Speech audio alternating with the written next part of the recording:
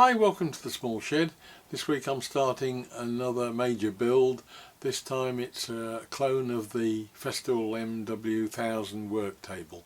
See you in a minute.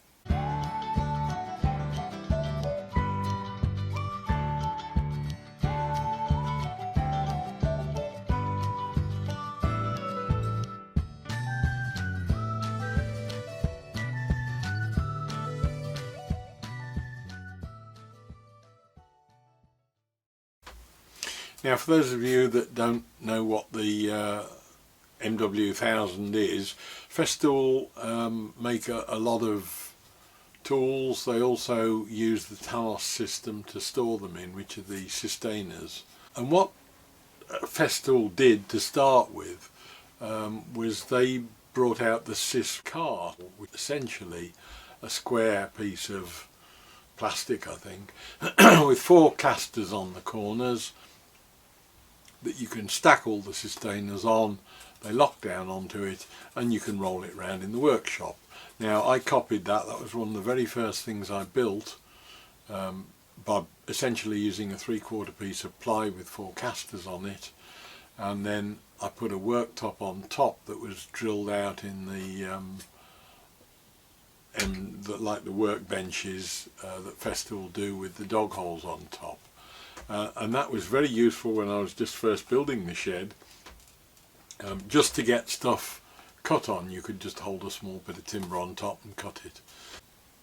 They then went on and did the Sys roll, which was a very similar system. It was a rolling cart that just essentially put a handle on that system cart that they built, the system roller I mean, and it enabled you to pick it up or pivot it on a pair of wheels at the back and push it around so that you could take half a dozen sustainers out to a van or a car or whatever and move them around. And again, that was fine and works well, I'm sure. And like everything else, Festool was very expensive. Now, on from that now, this MW 1000 workbench is a development further. What they've essentially done is taken that Sys cart idea and they've put on a separate table that clips onto that, and it also clips onto the MFT workbench to give an extra outfeed table or a working platform, so that it means you can take up your bits of sustainers with kit in them, push them onto the back of a van or a lorry or even in the back of the car, along with this table which also clips onto it, and it means you've got a mobile workbench wherever you go. Now, that was something that seemed to be useful to me. I have got the Sys cart that I've bought, sorry, my clone of a Sys cart, but I decided then that I wanted to actually have a go at the workbench itself. So that's the build. A couple of things to mention on that. If you have a look on YouTube, you'll find an awful lot of manufacturer stuff demonstrating the cart. That's fairly straightforward. There's not a great deal of in-depth analysis or criticism, if you like, of these carts. If you have a look at Freebird Interiors, a guy called Alastair, he has done a couple of videos using one in the real world. He's a high-end joiner, cabinet maker come fitter out in properties of wardrobes and things like that. So he's had the first-hand experience of the MW 1000, and essentially I think it's fair to say he's happy with it. He likes it, but there were 1 or 2 niggles, things that he thought could be improved. So have a look at that. I'll leave a link below in the description to that, because it's quite instructive anyway as to what these things do. I felt that it was probably something that I could improve on in some of the areas that he mentions. I think we've got to be realistic here. There's no way in the world that a bloke in a shed is going to produce anything like the design and build of an item that costs millions of pounds in development by a large German company, with all the resources they've got of, you know, being able to make anything they want. I'm having to use off-the-shelf bits, but I think it's worth having a crack at, and at the end of it we'll take a stock of what I've done and have a look at it and see how it looks against what the original design concept from Festool is. So looking at the how, why, when and where of it all, how am I going to do it? Well, I'm back to my old friend 4040 section aluminium.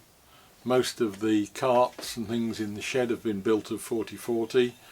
It's very nice stuff to use, and it's easy to cut, easy to fix together, and it's rigid and solid. We will see at the end of it how it compares with regard to weight. I suspect I'm going to end up heavier than Festool, and I'm not too upset about that as long as it's handleable. I don't want to build something that I can't move round, but on the other hand I'm not obsessed by weight saving to the extent that I'm going to introduce materials that I don't think are as good. One of the criticisms that Alastair had of the Festool, or one of the issues he had with it, was that the plastic base broke within a matter of days of him using it. And to me, anything plastic is not what you want on something that's going to be chucked around in the back of a car and out on site and moved up and down steps. I've also picked up, quite by chance but very usefully, a pair of wheels that I'll go into later on, but those were picked up from my local recycling exchange. I've also got left over from the previous carts some aluminium billet, 10mm thick.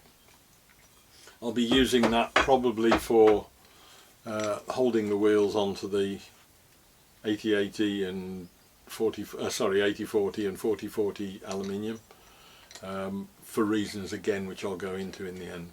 But we've got those, and I've sent off for some feet, levelling feet from China that will go in hopefully into the bottom of this section material to level the thing up in use. That'll be tapped into the main aluminium, and again time alone will tell if that will work, we'll see. And the only other thing is that if you're using it independently, the table has a pair of feet on the end which fold down on the Festool version. I'm still developing that one, but I'm thinking at the moment it looks like I'm going down the route of tripod legs from photographic tripods or monopods, and I'm not sure which yet. That one is still a little bit sketchy, but will come in when we build the table. Why am I making it? Well, there's several reasons. Firstly, it's making something, and that's always got to be good. That's really all I'm interested in. I'm not a woodworker, I'm not a metal worker, I'm not a railway modeller. I'm somebody who likes making things, essentially. So it's a nice, interesting project to do from that point of view. I think it'll be useful. I do a bit of work out down at the railway club or down at my daughter and son-in-law's, so it'll be useful to have something that'll pop in the car hopefully and go out and be able to use as a workbench. I'm also doing it really to see how it stacks up at the end compared to a machine that costs well over £600. I suppose, if I'm honest, I'm probably in a position where if I wanted one I could buy one, a proper MW1000, but A, that's not how I work anyway, and B, I'm not sure it's worth that much to me. I'm not a professional cabinet maker who's working out on site who could justify that sort of expense for a mobile workbench.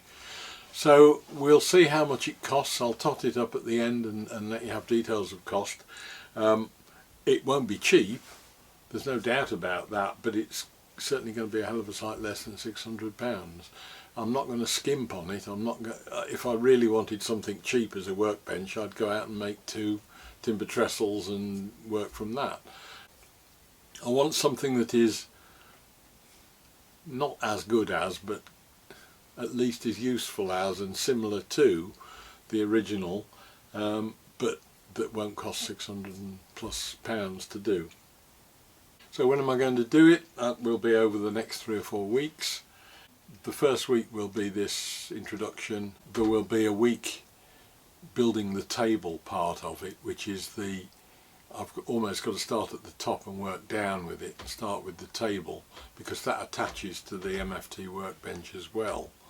So that will almost set the level that everything else comes down from. The cart itself will probably be 2 or 3 weeks, 1 or 2 weeks. I'm not sure yet. It's quite complex in that they'll pull out sections so that you can actually pull the sustainers out, and then I'll do a follow-up on at the end of it as to whether or not it's anything like successful, whether it works as well as I'd hoped, whether it works as well as the Festool product, which I think, as I say, I've got to be realistic, it won't, but we can see how close we can get and a look at the cost of it as well. Where am I going to do it? I shall do it in here. There might be a little bit of work down at Minion Sheds, but I think this is essentially a project for being done in the shed here. But again, I will then take it out into the real world and see how it performs out there. It's only when you start dragging this thing across a half made up tarmac and rubble car park or something like that that you find out whether it falls apart or throws everything on the floor or not. So hopefully that's a bit of useful information of what I'm intending to build. Next week I'll show you how I've designed the layout and all the use of the various components. Look forward to seeing you then. Bye!